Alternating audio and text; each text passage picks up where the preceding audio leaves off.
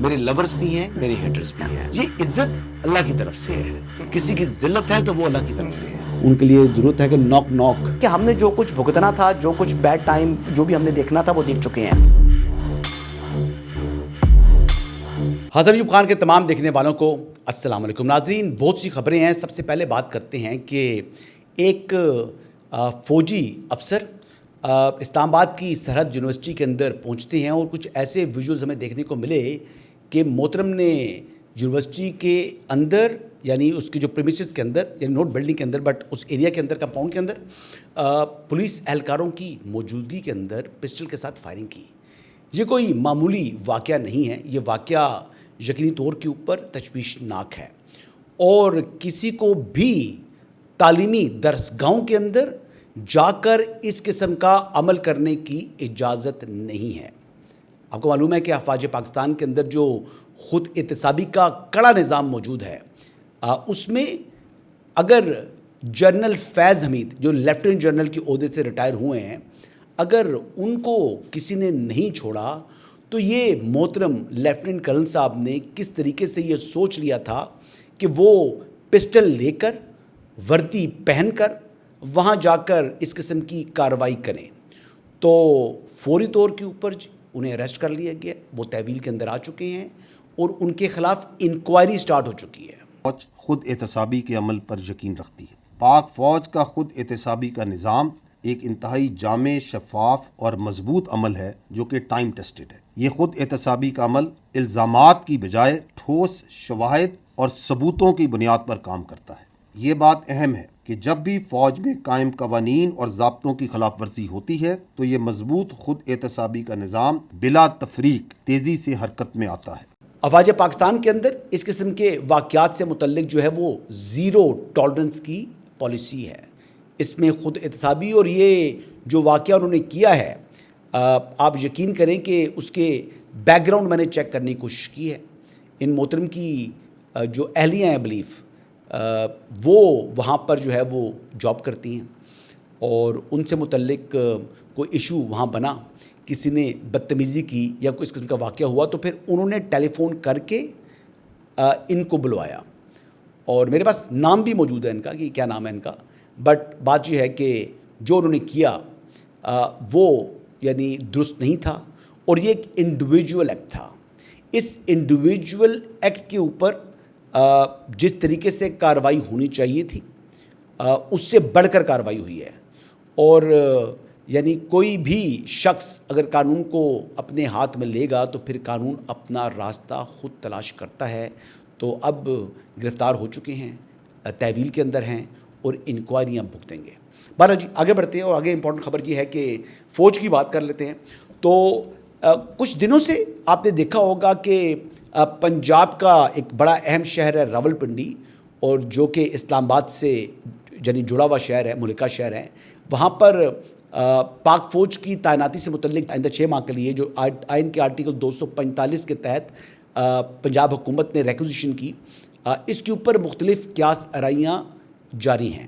افواہوں کی جو فیکٹریاں ہوتی ہیں جی, وہ تو اپنا آپ کو معلوم ہے کہ منجن بیچنے کے لیے, اپنے ویوز کے لیے اور اپنی ریلیونس کے لیے ہیجان اور جھوٹ یعنی وداؤٹ انفارمیشن بکواس شروع کر دیتے ہیں.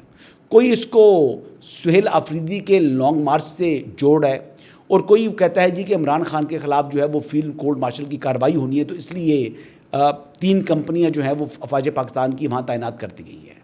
مطلب یہ وہ یعنی بیس لیس قسم کی بکواس ہے جس کا گراؤنڈ ریئلٹی سے دور دور تک کوئی تعلق نہیں ہے. یار عمران خان اتنا امپورٹنٹ نہیں ہے جتنا آپ لوگ اس کو بنانا چاہتے ہیں. کون ہے عمران خان؟ آج کی تاریخ میں ہی از اے کنوکٹ, وہ سزا یافتہ مجرم ہے. اب اس کو بھی فوج کی تعیناتی اور 6 ماہ کے لیے اور پھر 27 ستمبر کی لانگ مارچ پہ 3 ماہ کے لیے کر لیتے یار, پھر 6 ماہ کے لیے کرنے کی کیا ضرورت ہے؟ اگست میں تو ہم جو ہے وہ موجود ہیں. تو بات یہ ہے کہ 6 ماہ کے لیے جو تعیناتی ہوئی ہے اس کا مقصد یہ ہے کہ ایک تو ایک برگیڈ یعنی جو ہے نا پوری برگیڈ راولپنڈی کے اندر موجود ہے جو کہ جی ایچ کیو کو اور گرد نما کے علاقوں کو جو سیکیورٹی پرووائڈ کرتی ہے. لیکن جو 3 کمپنیاں اسپیسیفک ہیں ان کی جو ریکوزیشن ہوئی ہے اس کی وجہ یہ ہے کہ یہ جو وی وی آئی پی مومنٹس ہوتی ہے جو کہ بین الاقوامی یا فورن وفود پاکستان ان کی آمد ہوتی ہے, کرکٹ ٹیم آتی ہے, تو یہ لوگ روڈ کے اوپر ان کمپنیوں کے جو اہلکار ہیں, جو فوجی جوان یا افسران ہیں, وہ ڈیوٹیز انجام دیتے ہیں. ان کو لیگل کور فراہم کرنا ہوتا ہے اور اسی ضمن کے اندر یہ کام کیا گیا ہے. نہ صرف لیگل کور فراہم کرنا پڑتا ہے بلکہ ان کے جو پیڈ الاؤنسز ہوتے ہیں ان کو بھی کور اور پروٹیکشن دینی ہوتی ہے. تو یہ اس کی وجہ ہے. اب وجہ دیکھیں کیا نکلی اور جو کیا سرائیاں چل رہی ہیں پچھلے 3-4 دن سے, مطلب سبحان اللہ. ان کی تو باتیں سن کر بندہ کہتا ہے یار کہ یہ پتہ نہیں کون سی دنیا میں رہتے ہیں اور یہ کیسے لوگ ہیں جو کہ یعنی بکواس پھیلاتے ہیں حقیقت جانے بغیر. بہرحال آگے بڑھتے ہیں. اور ایک اور امپورٹنٹ بات یہ ہے کہ سپریم کورٹ کا ایک فیصلہ تھا, ایک آرڈر تھا, فیصلہ نہیں آرڈر تھا, انٹرم آرڈر تھا. جب انہوں نے کہا کہ ہمارا یہ جو آرڈر ہے یہ پارٹ ہیڈ ہے. اس کے بعد جو وفاقی وزیر قانون جو ہے اعظم رضی تارڑ صاحب نے کہا تھا کہ یہ جو فوجداری نظام انصاف ہے اس کے اندر ایک جو ایسا دروازہ کھلے گا کہ اس کے بعد ہمیں خدشہ ہے کہ بہت سے اور قیدی بھی جو سہولت عمران احمد نیازی کو فراہم کی گئی ہے اس کا تقاضا کریں گے. اور اسی ضمن کے اندر جو ہے وہ مزید 2 درخواستیں آ چکی ہیں اور یہ بیمار قیدی ہیں جی, اور انہوں نے علاج جو ہے وہ پرائیویٹ ہاسپٹل سے کروانے کے لیے ہی درخواستیں دے دی ہیں. اب یہ دیکھیں جی, پہلا جو قیدی ہے اس کا نام بتا رہے ہیں جی کہ اس کا نام ہے جی, کیا ہے جی اس کا نام, اویس الطاف ہے جی. دفعہ 499F کے مقدمے کے اندر جو ہے یہ اڈیالہ کے قیدی ہیں. چانسلر عمران خان صاحب ہیں لیکن قیدی یہ بھی ہیں. قیدی نمبر 499 ہیں. خان صاحب کا جو ہے وہ آئی بلیو 485 ہے. ویسے 420 ہوتا تو میرے خیال سے وہ بھی فٹ آ سکتا تھا, لیکن اس کو 804 کہتے ہیں پاکستان تحریک انصاف والے. اب آپ یہ بتائیں کہ 485 کے قریب 420 ہے یا 485 کے قریب جو ہے وہ 804 ہے.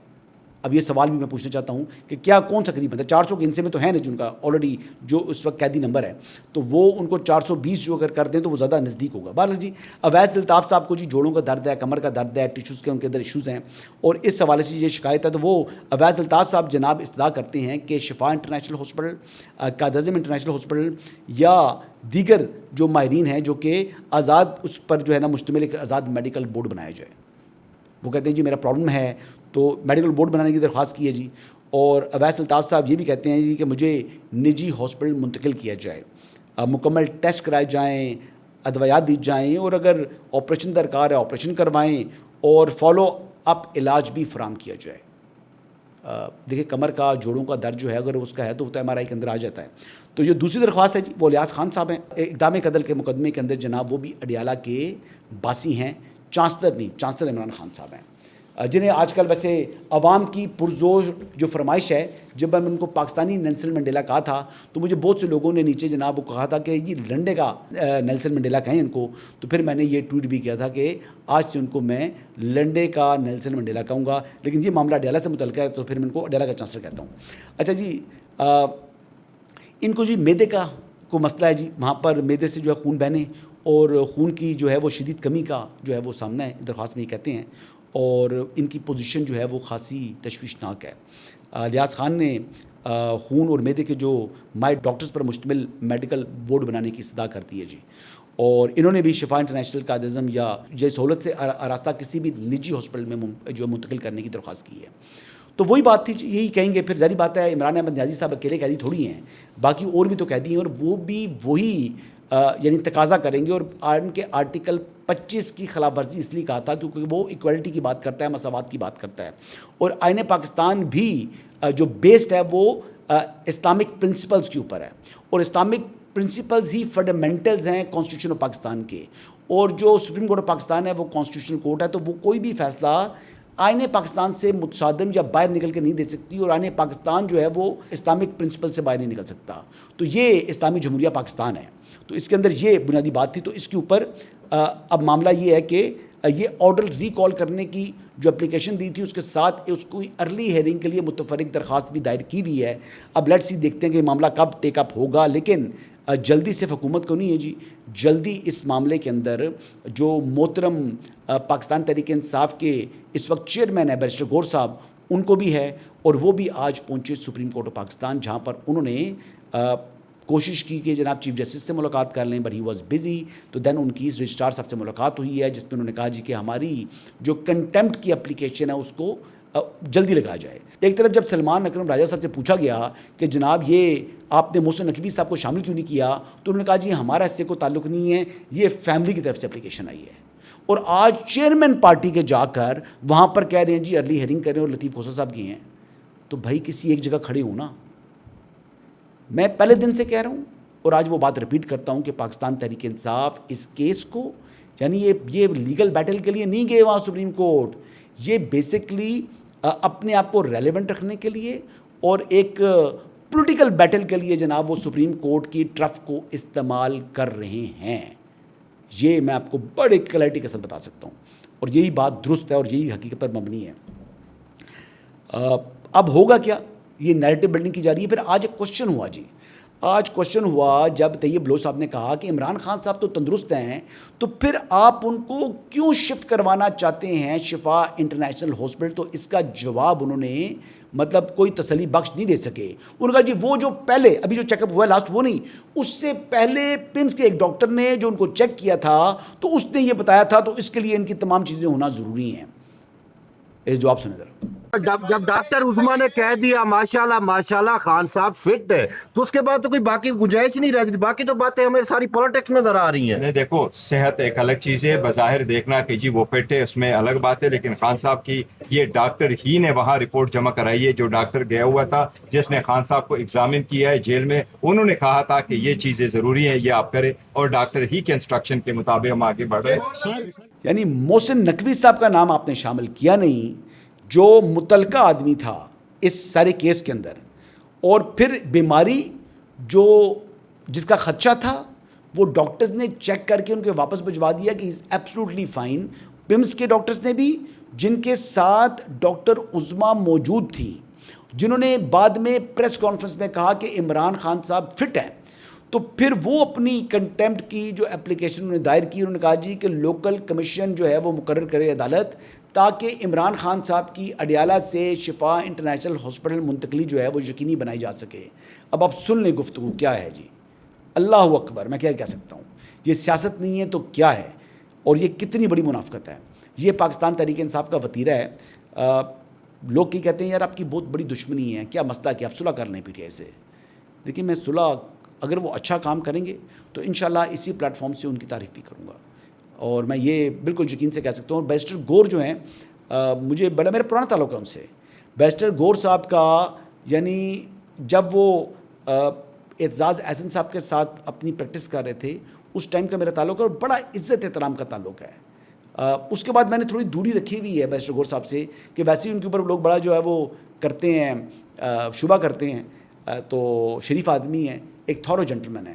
میرا ذاتی تعلق جو ہے وہ بیرسٹر گور صاحب سے ضرور ہے, لیکن جو میرے فیوریٹ ہیں وہ تو آپ جانتے ہیں نا کون ہیں, اور وہ میں تو ان کے لیے خواہش رکھتا ہوں کہ وہ چیف منسٹر بنے خیبر پختونخوا کے. لیکن اگر وہ نہ بھی بن سکے تو ٹک ٹاک کے اندر تو وہ بڑا نام بنا رہے ہیں, کمال کا نام بنا رہے ہیں. اور وہ آپ کو بتا رہا ہوں, جو پاکستان کے ٹاپ کے ٹک ٹاکرز ہیں وہ ان سے خطرہ محسوس کر رہے ہیں, اور آپ دیکھیے گا وہ بہت اوپر جائیں گے. بہرحال جی آگے بڑھتے ہیں, اور امپورٹنٹ بات یہ ہے کہ اس وقت جو چھوڑو گروپ آف انڈسٹریز ہے وہ لمبی چھوڑ ہے. وہ اتنی لمبی چھوڑتا ہے کہ جس کو پکڑنا بہت مشکل ہو جاتا ہے. اب ان کا آبجیکٹو کیا ہے جی؟ اب یہ جو لمبی چھوڑنے کا مقصد ہے, اس کا مقصد یہ ہے کہ ایک تو جو پروونسز سے متعلق, جو نئے صوبوں کے قیام سے متعلق جو معاملہ ہے, اس کو ڈومینیٹ کرے یہ معاملہ. یہ کہنا کہ جی زرداری صاحب جناب ایوان صدر چھوڑنے کے لیے تیار ہیں, یہ کہہ دینا جی فلاں یہ کرنے لگا ہے وہ اپوزیشن میں آ کے بیٹھ جائیں گے. پھر کہہ رہے ہیں جی کہ پی ڈی ایم کی طرز کا اتحاد بنائیں گے مولانا فضل الرحمان, جس کے اندر پیپلز پارٹی بھی شامل ہوگی, اور پھر وہ مل کر اس موجودہ حکومت یا نظام کو گرائیں گے.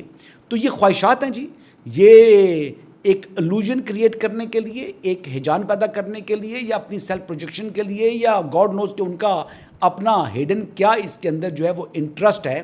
لیکن یہ ایک فضول قسم کی جو گفتگو ہے, اس کا مقصد ہے, یہ بے مقصد نہیں ہے. اس کا مقصد یہی ہے کہ جو صوبوں کے حوالے سے ڈیبیٹ ہے اس کو جو ہے وہ دبا دیا جائے, لوگوں کا جو مائنڈز ہے وہ ڈائیورٹ کر دیا جائے. یہ ڈیبیٹ کیوں ہے جی؟ پیپلز پارٹی بھی یہاں پر یہ موقف رکھتی ہے جی کہ وہ عوام کی رائے کے ساتھ جانا چاہتے ہیں, وہ عوام کی خواہشات کے ساتھ جانا چاہتے ہیں. جو عوام کی منشا اس پر وہ کہتے ہیں ہم راضی ہیں. بلاول صاحب نے یہ بات کی ہوئی ہے. تو معاملہ کیا ہے؟ معاملہ یہ ہے کہ اس وقت ایک عوامی رائے عامہ بننی چاہیے. عوام کو اس پر اپڈیٹ کرنا چاہیے, بتانا چاہیے کہ اگر نئے صوبے یا نئے ایڈمنسٹریٹو یونٹ بنیں گے اس کے فوائد کیا ہیں, اس سے ان کو ڈور سٹیپ کے اوپر کیا کیا سہولیات مل سکتی ہیں, جو موجودہ نظام ہے اس کے اندر کیا امپرومنٹ آ سکتی ہیں. اب اس میں اگر میں ایک بات کروں جو کوئی بندہ اس کو ڈسپیوٹ نہیں کر سکتا, پاکستان میں جو ہے نا, جو ہر رہنے والا شہری یہ جانتا ہے کہ جو ہمارے آلریڈی ایگزسٹنگ بڑے شہر ہیں وہ سیچوریٹ ہو چکے ہیں. اب کراچی جو سب سے بڑا شہر ہے وہ مزید لوگوں کو کیٹر کرنے کی کیپیسٹی نہیں رکھتا. ہم نے پاکستان کے مختلف اضلاع کو, ڈویژنز کو, علاقوں کو اتنا اپ گریڈ کرنا ہے کہ وہ ان شہروں کے برابر آ سکیں, اور پھر جو این ایف سی کے تحت ان اضلاع یا ڈویژنز یا ان علاقوں کے جو عوام ہیں ان کو جو این ایف سی کے تحت شیئر ہے وہ ان کے اپنے علاقے تک پہنچ سکے. تو جب وہ کریں گے, دیکھیں نا کہ اگر یعنی سندھ کے اندر کراچی سب کچھ لے جائے تو باقی سندھ کے جو ڈویژنز ہیں یا اضلاع ہے وہ ان کے ساتھ زیادتی ہوگی نا, یا وہ پیسہ جو ان کے لیے این ایف سی میں شامل کیا گیا وہ ان تک نہیں پہنچ رہا. تو ظاہری بات ہے ان لوگوں کے ساتھ ناانصافی ہے. تو یہ ان کا جو رائٹ ہے, جو کانسٹیٹیوشنلی ان کو پاکستان کا آئین ایک رائٹ دیتا ہے, اور این ایف سی کے تحت وہ رائٹ یا ان کا جو پیسہ ہے وہ ان کے اوپر خرچ ہونا چاہیے. جب وہ نہیں خرچ ہوگا تو پھر معاملات جو ہے وہ خراب ہوں گے نا, پھر یہی حال ہوگا جو بھی ہے. ڈسٹرکٹ گورنمنٹس کو, یعنی جو کہ پہلے آئین کے تحت 3 حکومتیں ہیں نا جی, ایک وفاقی حکومت ہے, پھر صوبائی حکومتیں ہیں, پھر ضلعی حکومتیں ہیں. تو ضلعی حکومتوں کو تو ہم نے پروان نہیں چڑھنے دیا نا. تو اب یہ جماعتیں جو ہے وہ کہہ رہی ہیں, پنجاب میں بھی جو ہے وہ مسلم لیگ نواز بھی بلدیاتی انتخابات کی طرف جانا چاہ رہی ہے, لیکن پہلے کیوں نہیں گئے جی؟ آپ کے 2024 میں حکومت بنی ہے تو اتنا ہی تاخیر کیوں کی ہے؟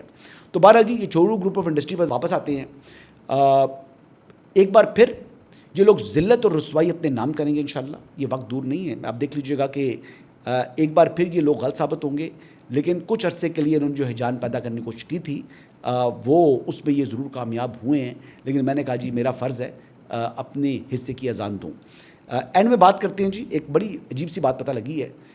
کوئی افتخار صاحب ہیں جن کو کشمیر کے اندر اس وقت جو ٹیکنوکریٹ کی سیٹ کے اوپر لایا گیا ہے, یعنی ایم ایل اے بنایا گیا ہے.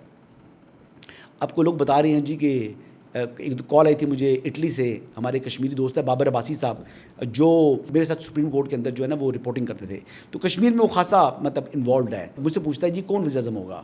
میں نے کہا آپ بتاؤ نا جی. میں نے کہا آپ کو نہ بنا دیں. تو کہتے ہیں نہیں جی میں نے تو افتخار صاحب کا نام سنا ہے, افتخار گیلانی صاحب کا. تو وہ ریزرو سیٹ سے جناب ان کو ایم ایل اے بنایا گیا, تو اب ان کو پرائم منسٹر بنا دیا جائے گا. میں یہ کہوں گا کہ ایسا مجھے ممکن ہوتا دکھائی نہیں دے رہا. اس کی وجہ یہ ہے کہ ریزرو سیٹ والے کا تو مطلب رائٹ بنتا ہی نہیں ہے نا, کہ وہ کہتے ہیں جی الیکشن ہار گئے تھے لیکن ان کو ریزرو سیٹ کے اوپر ایم ایل اے بنایا گیا ہے. اور مریم نواز شریف صاحبہ کی وہ بہت کریم ہیں, ٹھیک ہے, بٹ جنرل سیٹ والا جنرل سیٹ والا ہوتا ہے اور ریزرو سیٹ والا ریزرو سیٹ والا ہوتا ہے, اس میں زمین آسمان کا فرق ہوتا ہے. میں نے اس کو جواب یہ دیا کہ میں نے کہا کہ مریم نواز نے خود بھی اگر یہ رستہ اختیار نہیں کیا, انہوں نے خود جنرل سیٹ سے الیکشن لڑ کے تو وہ چیف منسٹر بنی ہیں, وہ بھی ریزرو سیٹ سے بن سکتی تھی.